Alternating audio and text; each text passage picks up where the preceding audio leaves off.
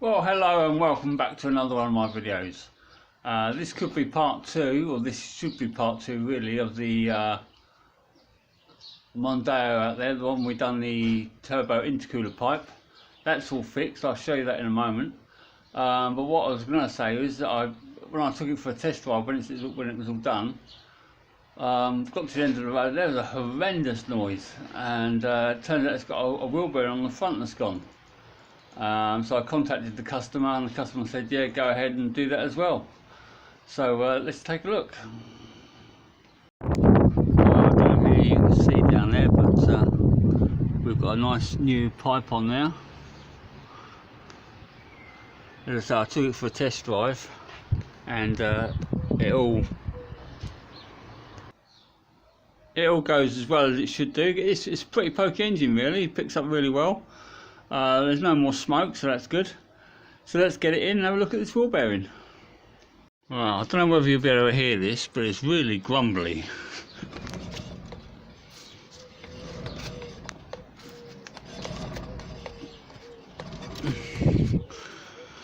And as soon as you start driving down the road, it's really loud.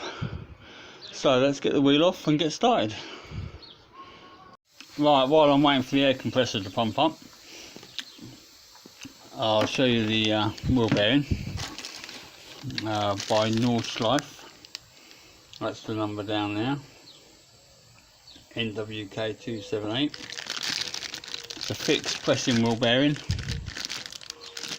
with the ABS ring on one side, and you get a new nut as well. So while I'm waiting for that, Food of Champions, JAFFA Cakes, lovely. Alright, back in a sec. Right, now the wheel's off, the next step is to take the brake caliper off, take the brake pads out, and take the carrier off, and remove the disc. So we've got two 12mm bolts there, one here, one at the bottom for the caliper comes off, and we've got two 13mm, is that focus down there? Focus. 13mm bolt there, and one at the bottom again. Under there somewhere. And then we can take them off.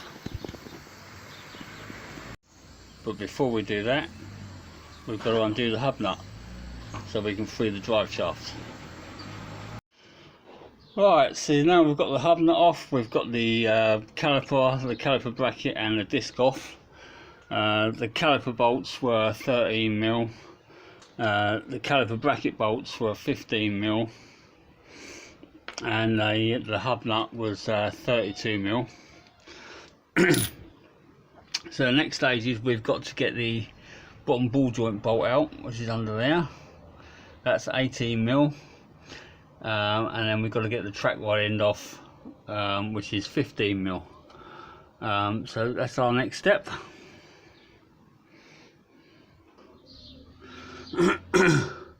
Right, so we've got the bolt out the bottom. That just came out. That's undo the nut, tap the bolt out, took the track rod end off, so that's free. So next we have to undo the bolt, which I think again that's probably 15mm again. Yeah, it's 15mm. We'll get that bolt out. Okay, now we have our bottom ball joint disconnected. We pulled the drive shaft out of the hub. That came out nice and easily. So next we've got to tap down on here, and we've got to get the hub off the shock absorber. Right, so after a few taps, that comes off quite easily, and then we'll go down the other end and clean this up a bit. Right, so before we start taking the bearing to pieces, just have to take out this Torx 25 bolt that holds the ABS sensor in, because the ABS sensor protrudes through to the ABS ring, which is here, so we don't want to be damaging that sensor. So once you've taken your screw out, your ABS sensor can pull out, and then we can clean that up in a bit. See, now on this side you've got the ridge where the wheel bearing butts up against it, so we've got no circlip this side, so we need to knock the hub out and then get the circlip out from the other side. Alright, so using a hammer with a socket on the top, you knock it through, and as you can see, when it comes out it all explodes everywhere. All the bearing falls to pieces.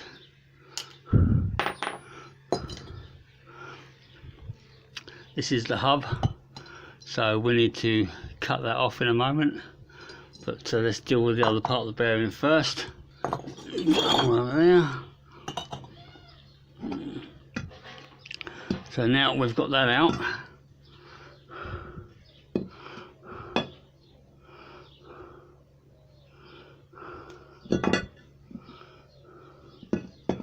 and this doesn't seem to have a circlip in it, which is probably why we didn't get one in the pack. It's just flush fitting in here.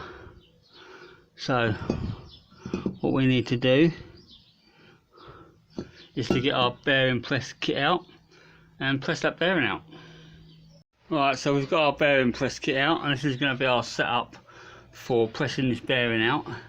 To press it out through that way there, we're using the 55mm cup, which is going to sit on the inner bearing race like so, and on the receiving cup we're going to use this big, I think it's 90mm, and that will sit on there and that will retrieve the cup. So we just need to put our bolt through the middle and set that up for pressing. Right, we're all set up. We've got the receiving cup here with its little window so we can see progress. We've got the pushing cup here. We've got a spanner on the bottom bolt to secure that, and we're just going to use this one, and we're just going to wind, press it through. Right, so what we need to do is just keep pressing.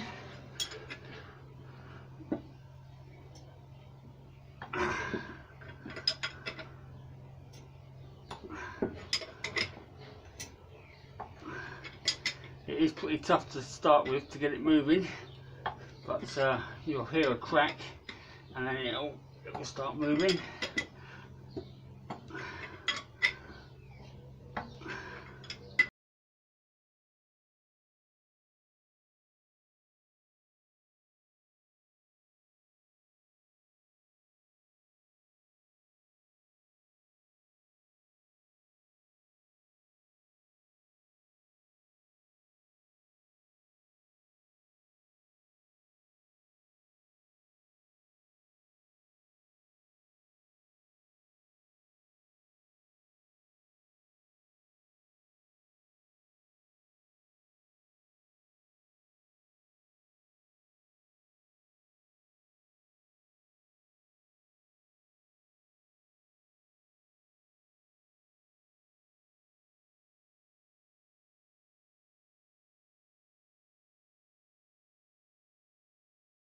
Yeah, it's getting nice and easy now, so we should be on the last bit.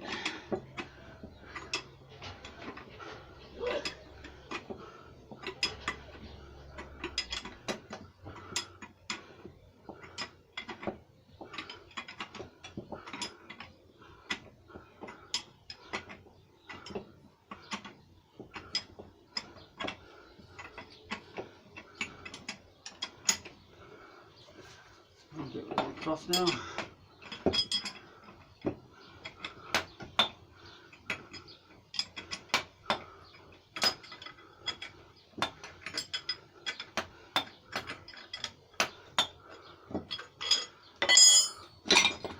And there we are. Alright, so we'll take that off of there. Stop that from moving that end. like so. So over there, we'll take the cup off.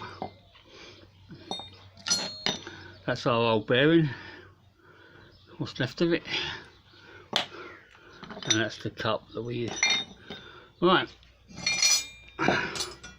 that's the hub where it's come out of. So there's a little bit of wear in there, so we'll give that a clean up before we put the old one back. And at the back there, that's the lip that the bearing presses against, and that hole there is where the ABS sensor comes through. Right, so we'll get that cleaned up and then we'll press the new bearing in. So for my pressing in sequence, I've got it all cleaned out inside there. I've got my new bearing sitting there, just tapped in slightly to get it started. I've got a 74mm cup, which is 1mm smaller than the bearing size, so that'll push that in there. And I've got a big cup on the other side, which is the receiving cup, but it's obviously only going to go into here. So let's get pressing. Well, I won't film all of this because it's a bit awkward one-handed unless I can pop the camera up. But all I'm doing is I'm just using this spanner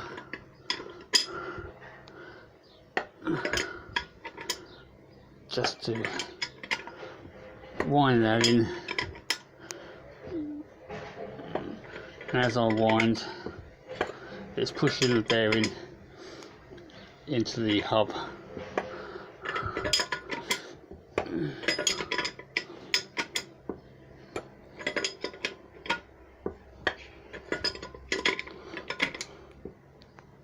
Right, I'll be back when it's all pressed in.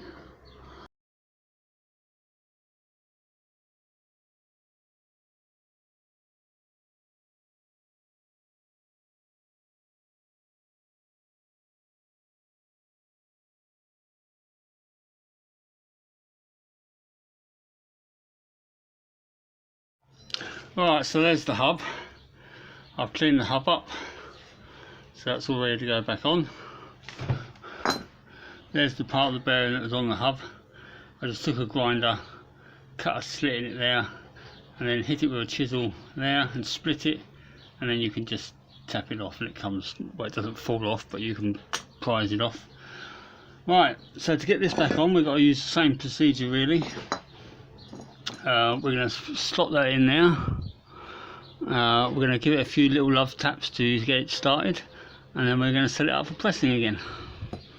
Alright, so I'll be back in a second. Right, step number 3, pretty much the same as the other 2 steps. I've got a big cup over the top of the hub for pressing the hub inwards, and I've got a smaller cup which presses on the centre race of the bearing to stop the centre race being pushed out. And all I'm going to do is wind them together, and that will push the hub into the knuckle. Right, I'll be bringing up when we're finished. Right, a few minutes later, and you can see the hub's pressed right in there.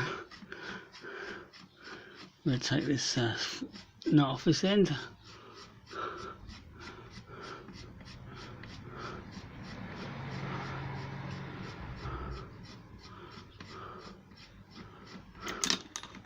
Put that over there somewhere safe. We'll take the cup off, and then we'll take this out from this end. Oh, it's very messy. Right, and there we have the hub all pressed in there nicely. It's a lot smoother than what it was before, not all rough and rumbly. So now we can take this back to the car. Oh no, we can't, because what we need to do first is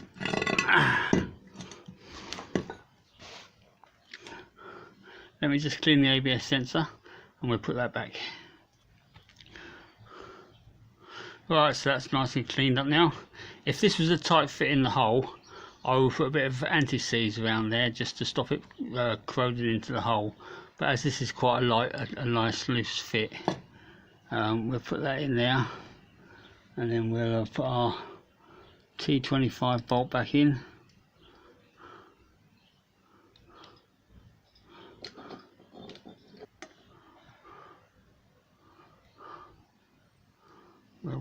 that in by hand.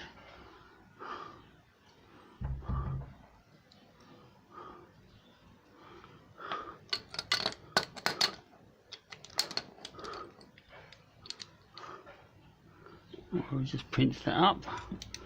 No need to go full gorilla on it because it's only a plastic housing. Just like that. And then when you can see, that's where it protrudes through the hole there, which is why you have to take it out so you don't damage.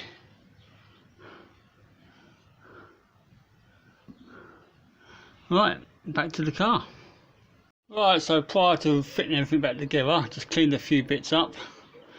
Clean the bottom of the shock absorber up, clean the face of the drive shaft up, and clean the splines and the bolts for like securing the hub back in place, and the bottom pinch bolt to the wheel, and clean them up. So the first thing we've got to do now is to put the hub back onto the, knock it back up onto the shock absorber and secure it in place with the bolt. Right, so we've got the hub back onto the shock absorber. There's a little tag that goes between the slot at the back so you get it in the right place, and there's a bar here which is welded to the shock, so you go up to that mark, put your bolt in, torque that up to spec, and that holds the hub.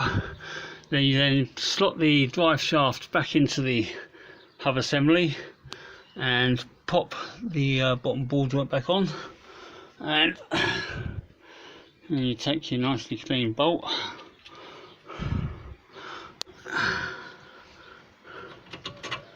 and you tap that in there,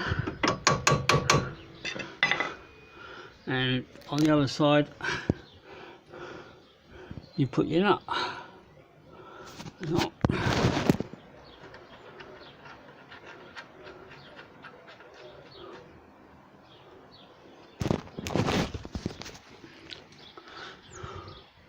Now I find the best way to do that is to put a pair of grips onto that rather than putting a star in there, and just whack that up with the air gun. Right, so that bolt under there is 18mm, all done up nice and tight. ABS sensors plugged in again. So now it's just a case of putting the brakes together and putting the wheel back on. So I'll come back when it's all back together. Something to do before we put the brakes and that on. The centre hub nut, 32mm, tightens up to 290 Newton meters, which is fairly tight. And I'll put a new nut on, but these nuts, it says you can use up to a maximum of 4 times. But how do you know when you've used it 4 times? Don't know. Anyway, so 290 Newton meters, then back with the brakes. Right, we're back, and yes, before anybody asks, I did do the track wheel end up. I just forgot to film it, and if we spin this wheel now, apart from the loose centre cap, it's all nice and quiet, no play, so we'll let that down and take it for a spin. Alright, so I'm back from my test drive and everything is nice and smooth. So I thought while I'm here, I'll give you a quick rundown of all the sort of necessary tools you're probably not likely to need doing this type of repair. You're going to need some sort of cleaning apparatus, wire brush on a drill. You're going to need your press kit with all its various cups, and that's all that kit over there. Then you're going to need typically an air gun, torque wrench. You're going to need a breaker bar, a variety of sockets. You're going to need a 19mm, an 18mm, somewhere over here is a 15mm, air ratchet if you've got an air ratchet, torch, always very useful for light, punches, grips, chisels, couple of spanners, 3/4 inch spanner, 13mm spanner, pickle fork, hammer, big pair of mole grips, more chisels, 25 T25 torques, for the ABS ring, 26mm for the puller kit, 26 and a 25. WD-40, a bit of oil, and not forgetting the best ingredient of all, half a box of Jaffa cakes.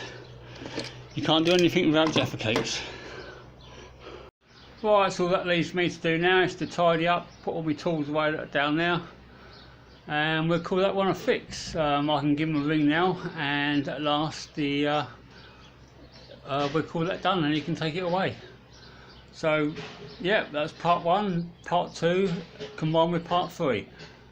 So until the next one guys, catch you later on, bye bye.